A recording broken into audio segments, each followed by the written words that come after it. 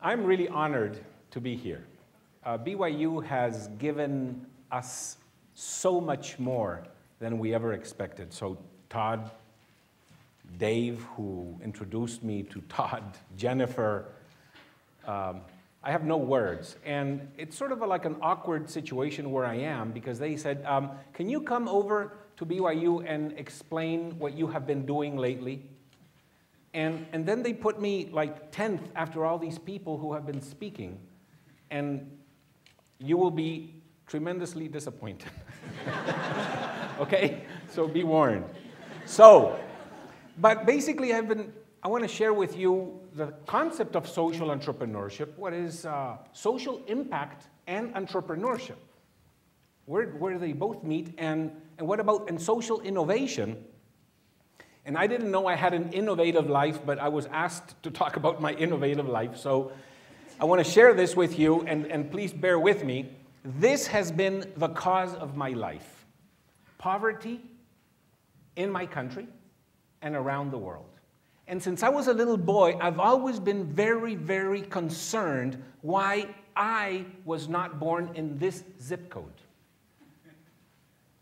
What happened? Why was I not born there? And their life is so different. And I have had the privilege of knowing this family, the Guerrero family, and getting to know the boy who's third on the right with a green cap. His name is Jorge. This is my family. I've had a beautiful, nurturing family of role models, support, emphasis on education. I've been given everything without deserving it. So this has been the contradiction in my life. And so when I finished, recognize this guy? So when I finished high school, I said, I better get out of my comfort zone. I was very curious, and I said, what is it like out there? I've been so protected and nurtured. And so I joined the Army. I went to the desert, and I had been playing rugby before that in high school, so I was a good soldier, and an American colonel one day showed up in my base, and he said, would you like to go to West Point? I said, what? So I was offered the scholarship to go to West Point, and I almost went to West Point as one of those international cadets until the dictator in my country saw my name and said, not under my dictatorship. So that was the end of my military career. So then I wrote to 100 universities around the world asking for a scholarship because we could not afford an American university, and one answered. And it was the University of the Pacific in California. And I went there, and I was very, very lucky because I met my wife there. So my bad luck in the Army was my good luck in college, and it was her bad luck. Because then I found out that she did not want to go to the University of the Pacific, but rather Stanford. Her great-grandmother had gone to Stanford as the entering class. Her parents had been, and then through some strange thing of, what is it called? Affirmative action, she could not go to. So she was sent to University of the Pacific. Your bad luck, my good luck. And so we have raised a great family. We have a great family, and we're just blessed with everything one can imagine.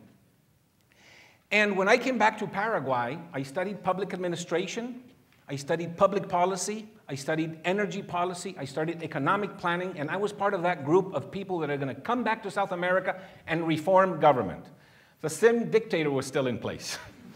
So he remembered me and says, "This is not under my dictatorship. You're not ever going to do government reform." So I had this problem. Do I stay or do I return to the United States?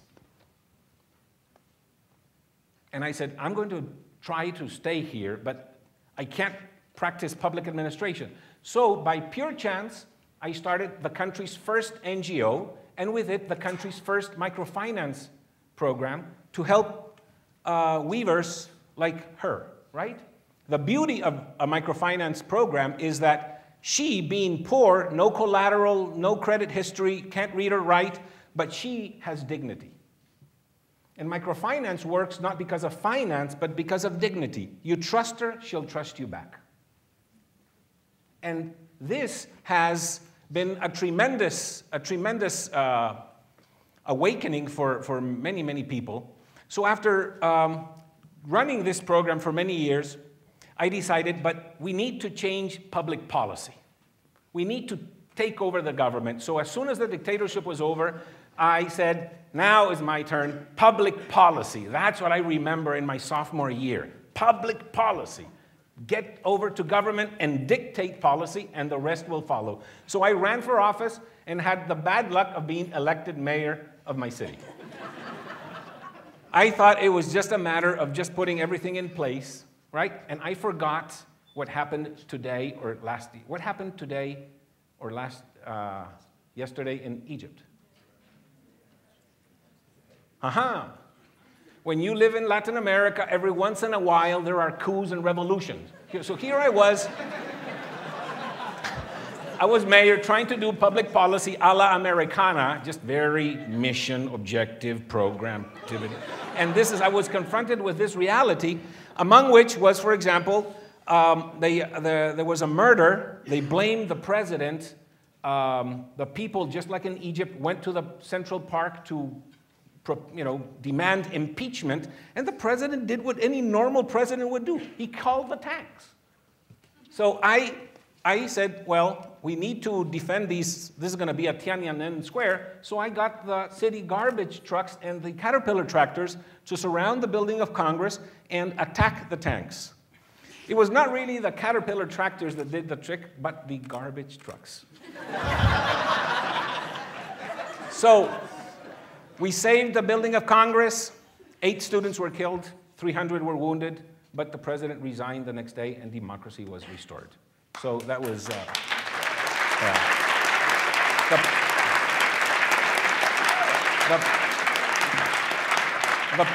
power of bad smells, right? So after that, I said, I better go back. This public policy thing has its limitations. So I better go back to the foundation. And right there, just that year, there was this bankrupt agricultural school, and the Catholic congregation that was running it said, Martin, would you like to run this school?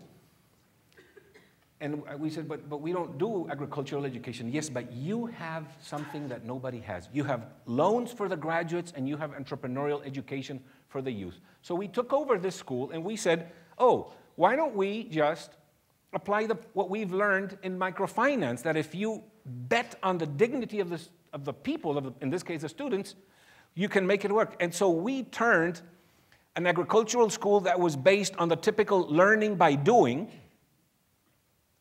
theoretical classes, taking in very, very, very poor boys and girls. In this family, they live with under $1.50 a day. And Maricel is the girl, the second to the right. And through classes, theoretical and classes, change the educational system as we know it. Teach relevant classes and not just rote memorization. And through this thing, we brought in, we asked every professor to run a break-even business. And so the poultry professor ran a profitable chicken coop, and the food industry professor ran a profitable yogurt business. And so the school generates $300,000 a year and covers 100% of its budget without government subsidy and without charity.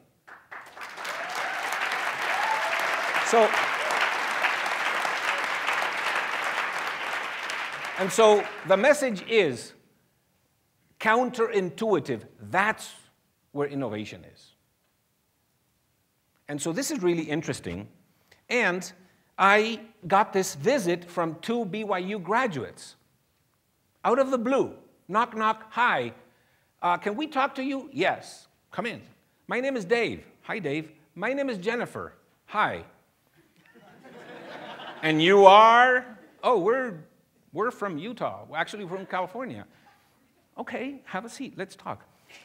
We have friends in Mali and in India. Would you like to go to India or Mali? What did I do to you? I mean, you know.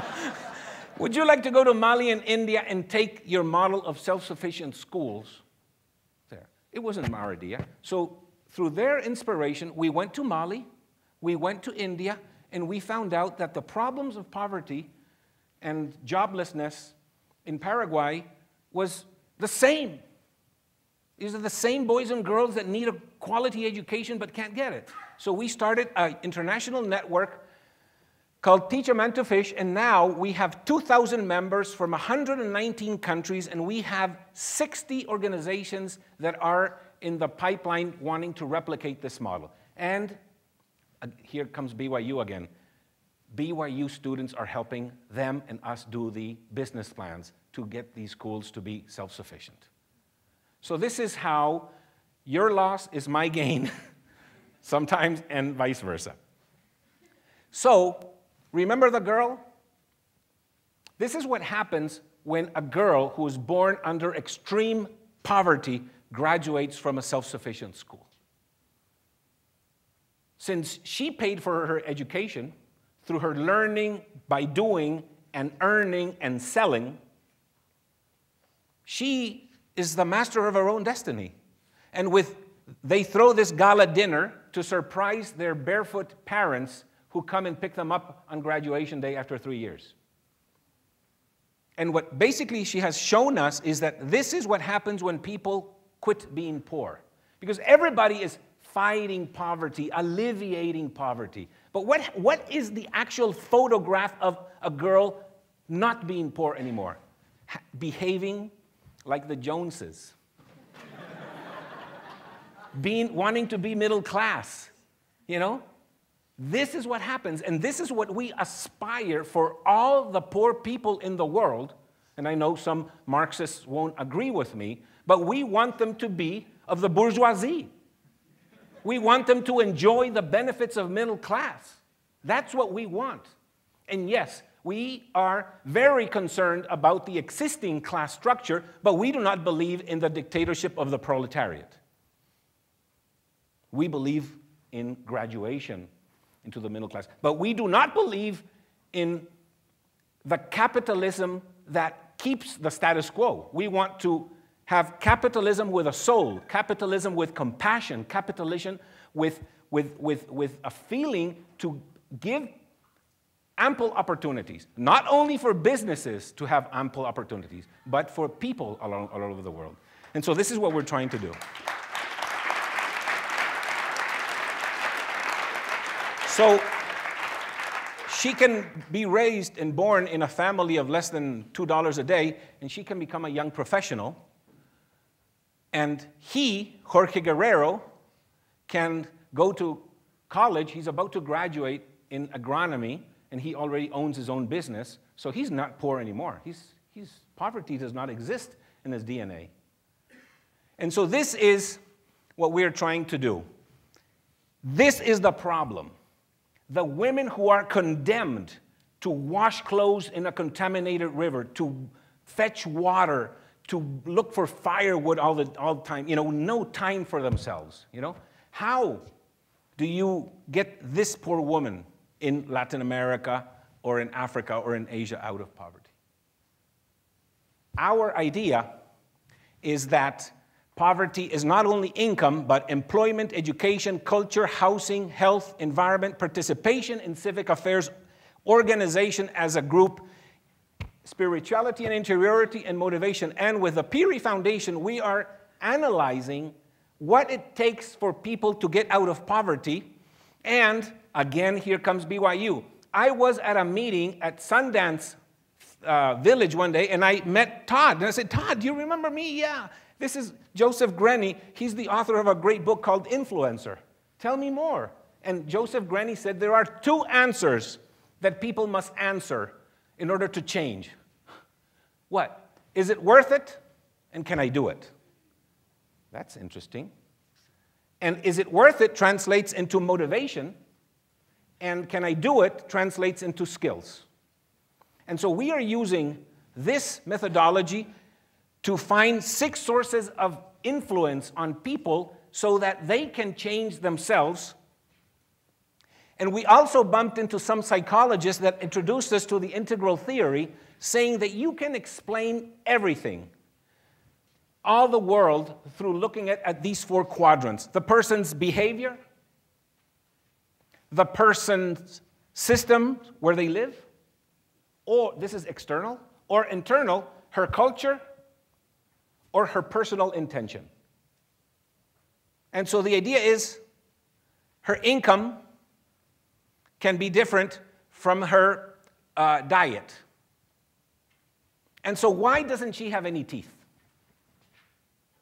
Now we know why she doesn't have any teeth. It's either her behavior. She doesn't take care of her teeth, or she does not go to the dentist. Why? For lack of money? We'll give her a loan. But maybe she wants to go to the dentist, but there is no dentist. So we have to change the system. We have to create a clinic in that village or that slum. But how many people have gone and put a village in a slum and nobody goes? Because it could be the culture, right? Maybe if you're over 50 at that age, who cares if people have teeth? And what's the 4th? The forgotten 4th. Her intention. Maybe she's afraid. Maybe she's afraid. And maybe that is the reason why most people in the slums never go to the dentist. They have this image that it's going to be a very painful experience. So if they can not go, they don't go. And we are all better off knowing that in order to work with the poor. Where are they coming from? What are their values? How are they going to change the world? And so we have been working with that, and we are very, very encouraged for the next 20 years of what we're going to be discovering there. And we have developed a poverty map of villages, whereby red is extreme poverty in such an indicator. Yellow is poverty, and green is non-poverty. So we are having the poor themselves measure their own poverty level and make their own plan. And this is what we have. These are girls from the poorest families of the world who can do a business plan, who can educate themselves, and who know where they're going to go. So this is, I don't know if this is innovation or not, but it's sure a lot of fun. It's sure a lot of fun. So thank you for having me here.